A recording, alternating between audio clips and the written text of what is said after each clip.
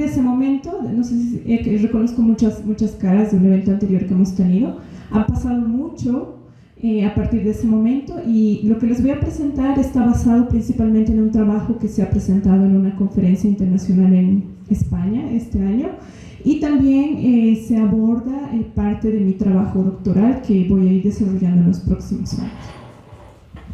Vamos a ver un poco de esa estructura. Empezando con un poco del contexto global, los últimos reportes de seguimiento del cumplimiento de los ODS, especialmente el ODS 7, dicen que no va a ser posible lograr este objetivo para el 2030. Como podemos ver ahí, la mayoría de los países que están más rezagados están en África. Nosotros estamos por acá, podemos ver que el avance ha sido mayor. La buena noticia es que tanto Sudamérica como Bolivia está bastante cerca de cumplir este objetivo. Bolivia ha avanzado a partir del censo 2001 más o menos hasta el censo 2012, hasta la fecha, en 2021 hemos logrado el 83% de electrificación en las comunidades rurales de Bolivia. Como podemos ver ahí el avance de rojo a verde, ya nos falta muy poco. Todo esto se ha logrado gracias a los esfuerzos de diferentes empresas y entidades gubernamentales a través de extensión de red o de sistemas aislados y otros tipos de tecnología. Sin embargo, cuando nosotros hablamos de acceso universal o acceso a la energía, no nos deberíamos enfocar mucho en que esto se refiere al acceso doméstico o a tener un foco o a tener electricidad en una casa. Sin embargo, es mucho más. Nosotros, para empezar, creemos, esto es más una reflexión que hemos ido haciendo a través de estos meses, necesitamos cambiar el paradigma, para empezar, respecto a la figura dominante de electrificación que se tiene en el norte. En el norte ahora han alcanzado niveles de consumo altísimos y ahora están retrocediendo, porque la única forma para hacer frente al cambio climático es considerando tres aspectos principales: mejorando la eficiencia de las tecnologías, incrementando la participación de las renovables y introduciendo este concepto de la suficiencia energética. Solo para tener una idea, por ejemplo en Estados Unidos el consumo per cápita en kilowatt hora es 11.000, en Bolivia llega más o menos a los 600 y en un país africano como Ruanda está por los 40. Entonces, para tener una idea de esas diferencias. También es necesario, y en la literatura se resalta mucho, que se debe tener un enfoque particular en la demanda, que es muy importante para temas de planificación y acceso, y también el uso de métodos bottom-up para este objetivo. Entonces, para no encerrarnos en cajas negras y entender cómo es que esta demanda va evolucionando, qué factores afectan, entre otros.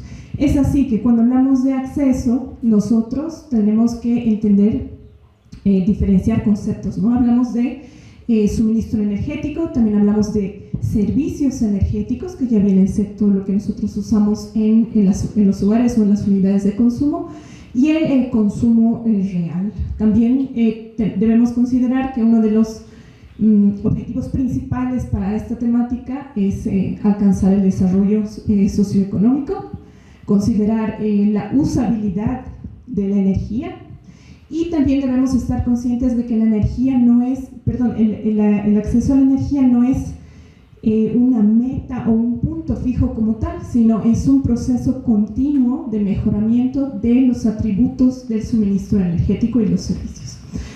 Finalmente, hemos visto al pasar la mañana un enfoque un poco más macro, pero tenemos que tomar en cuenta que todas las acciones que se vayan a implementar a ese nivel tienen que tener un impacto en el mejoramiento de los atributos del suministro y los servicios energéticos para toda Bolivia. El propósito principal de esta investigación es contribuir justo a eso, ¿no? Desde el punto de vista del análisis de la demanda. Entonces acá hemos hecho el esfuerzo de calibrar una herramienta que ya les había presentado con anterioridad, pero esta herramienta ha sufrido un total refactoring y se han implementado nuevos atributos, nuevas características que les voy a presentar. Estos son los pasos que se han seguido. Inicialmente hemos hecho un análisis de una base de datos de consumo histórico de todo el país para poder identificar algunos factores clave al momento de hablar de demanda energética o demanda de electricidad en este caso. También hemos utilizado reportes nacionales para poder caracterizar las comunidades rurales, también en función a las variables, y se han generado inputs específicos para cada región de Bolivia que han podido ser utilizados para generar curvas de carga con la herramienta que se llama RAMP. Finalmente, es posible utilizar esta herramienta para calcular demandas eléctricas en cualquier punto o en cualquier comunidad del país que no cuenta con acceso o cuenta con acceso, digamos, menor al 50%, según el censo 2012. A ver, la herramienta es, es un modelo estocástico que se utiliza para generar curvas de carga multienergéticas. Es posible ha sido diseñada para poner principal atención en comunidades remotas. También se puede ver cómo evoluciona la demanda de una comunidad en el tiempo. Se puede calcular también la energía o la demanda de energía necesaria para cocinar, también para temas de calentamiento de agua y recientemente para calcular la demanda en el caso de una introducción de los autos eléctricos, por ejemplo. El modelo funciona en 3 capas.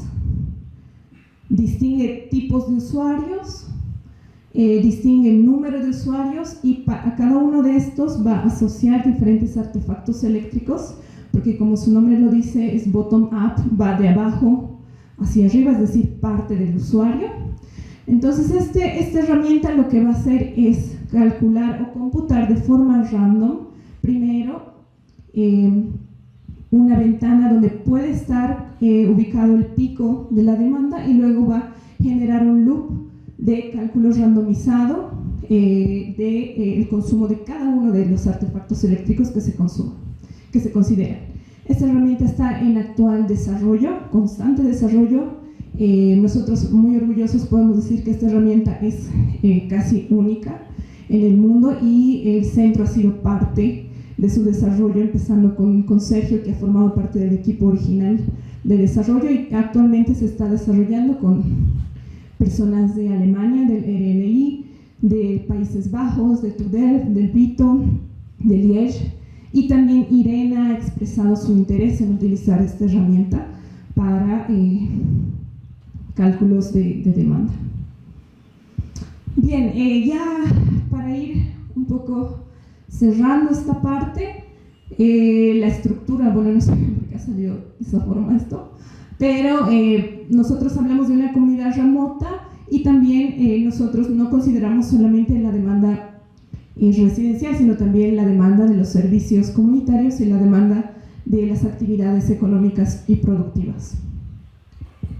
Este es un primer resultado del análisis que hemos hecho de consumo de esa base de datos que les mencionaba hace un momento, del consumo residencial, y podemos ver claras diferencias entre regiones, ¿no? Entonces podemos ver que, por ejemplo, los hogares de alto consumo en el altiplano llegan a consumir alrededor de 43 kWh mes, en los valles alrededor de 53 y en los llanos alrededor de 105, ¿no? Entonces esta base de datos nos ha lanzado estos resultados que nos hacen confirmar el hecho de que la región geográfica o la ubicación geográfica de los hogares o de las comunidades es determinante al momento de hablar de demanda. También algunas necesidades que son algunos derechos no negociables, ¿no?, de las personas al momento de hablar de educación, de salud o de otro tipo de servicios como alumbrado público, digamos, provisión de agua potable, bombeo, etc. Y cuando hablamos de actividades generadoras de ingresos, nosotros como nos enfocamos en comunidades remotas, debemos hablar de los procesos de transformación productiva, ¿no? Entonces, estas comunidades va a llegar un momento en el que va a ser necesario que se diversifique la actividad económica en las comunidades, y para eso va a ser necesario También calcular cuánto se va a requerir para esto, para ver cuál puede ser un sistema adecuado que pueda no solamente satisfacer las demandas residenciales, sino también las demandas productivas. Se han considerado para este estudio principalmente, por ejemplo, cultivo de quinoa en la región del altiplano, en los valles producción lechera, en los llanos también procesamiento de granos. Y después de este análisis se han revisado también las encuestas agroproductivas a nivel nacional, se han revisado esta base de datos que les menciono y otros reportes. Se ha podido concluir que a nivel residencial la locación geográfica es clave. También los ingresos económicos son clave porque mientras la familia tenga mayor ingreso, el consumo va a ser mayor. En cuanto a los servicios comunitarios, el tamaño de comunidad es clave porque las normas establecen, por ejemplo, para comunidades con más de 1000 habitantes, por ejemplo, pueden tener un centro de salud, con menos pueden tener una posta, un colegio más pequeño, un colegio más grande, etc. También la distancia con la comunidad principal más cercana, también de eso va a depender la presencia de una escuela o de un hospital. Y finalmente, para las actividades generadoras de ingreso es muy importante la locación geográfica porque va a depender del potencial agropecuario también de la región y obviamente el tamaño de comunidad también. Entonces, ¿cómo se ha procedido? Se han creado archivos como inputs de entrada para las unidades de consumo específicas en cada región. Por ejemplo, para los valles se ha caracterizado cómo se comporta una casa de ingresos altos, cómo se comporta una casa de ingresos bajos, cómo se comporta un colegio de este tipo, cómo se comporta un hospital, hablando en términos de, por ejemplo, uso de los artefactos que están dentro de cada una de estas unidades. En resumen, esta herramienta va a modelar el comportamiento de las personas y lo va a traducir en demanda eléctrica en este caso. Entonces, si nosotros usamos inputs como la altitud, el número de habitantes, el porcentaje de pobreza, digamos, también la distancia con la comunidad grande más cercana o el promedio de habitantes por hogar, se puede generar con ayuda de RAMP estas curvas de demanda automáticamente. Entonces lo que nosotros hemos hecho es escribir un archivo extra en Python que nos permite, solamente introduciendo esos parámetros, nos da demandas, lo cual puede ser muy útil al momento de utilizar otros modelos de optimización y dimensionamiento o ver cómo va a ser el impacto de la demanda no satisfecha hasta el momento en el sistema, por ejemplo. Después, algunos resultados. Por ejemplo, para la comunidad de Junuta Condoroca, que está en La Paz, con esa población y a esa elevación, se ha obtenido la curva, ¿no? Entonces aquí podemos apreciar la estocasticidad de la curva. Se han modelado 30 perfiles en este caso, y el que está en azul oscuro es el promedio. Otra comunidad, por ejemplo, en Chuquisaca, Piedra Grande, con estas características, es una comunidad mucho más pequeña. Y, por ejemplo, otra comunidad que es Chimome en Santa Cruz, con otras características también, que se ha podido obtener la curva. Entonces, de esa manera se puede hacer el cálculo para las comunidades que sea necesario. Se puede hacer una cuestión de clusterizar, ver cuál está más cerca de la red, no sé, se me ocurren bastantes implicaciones para los resultados de esta herramienta. Entonces, las conclusiones principales. Es crucial. RAMP ha demostrado ser una herramienta poderosa. De hecho, ha sido validada en la comunidad del Espino. Hemos trabajado junto con la CRE para hacer esto, y se ha validado con la comunidad del Espino, ¿no? También, como les decía, estos outputs o resultados pueden ser muy útiles para diferentes propósitos. Se destaca el gran impacto en la ubicación geográfica, y el trabajo futuro incluye la mejora de la herramienta para incluir nuevas funciones. Por ejemplo, cuando hablamos de calentamiento de agua o cuando hablamos de duchas eléctricas, se está pensando incluir una función que te permita ver cuál es el impacto de la variación de temperatura en un día, por ejemplo. Como nosotros trabajamos bajo la filosofía de ciencia abierta, open source, open access, todo esto está disponible en un repositorio de GitHub. Para finalizar, desafíos respecto a este trabajo. Hemos tomado en cuenta estas variables que son más demográficas, económicas y geográficas, bueno, en este trabajo, pero, y revisando la literatura también, es necesario incluir variables sociales, variables socioeconómicas, sociodemográficas, socioculturales, porque nuestro país es muy diverso, es heterogéneo, entonces es necesario ver cuáles son esos móviles de consumo de la energía. Porque en dos comunidades que han sido electrificadas al mismo tiempo, con el mismo sistema, en una el consumo se ha disparado en 3 meses y en el otro no. ¿Por qué? Entonces, hay muchos de estos casos que hemos ido recabando con gente del sector y queremos entender esto. Aquí el ejemplo que les daba hace rato, también estamos hablando de suficiencia energética. Justo ahora estamos escribiendo un paper donde vamos a posicionar este concepto que solamente ha sido explorado en países del norte, pero ahora en el sur. Entonces, en el norte están acá, quieren llegar a un estado de suficiencia energética, pero nosotros estamos acá, ¿no? Entonces, tenemos la oportunidad de encontrar ese equilibrio que nos permita estar en sintonía con la lucha contra los efectos del cambio climático, pero que no nos relegue en términos de consumo, ¿no? Que nos permita también satisfacer las necesidades y todos los deseos que tiene la gente también en las zonas rurales. La evolución de la demanda, esto es algo muy importante, que una vez que nosotros podamos incluir estas variables socioculturales, va a ser también interesante ver esa evolución.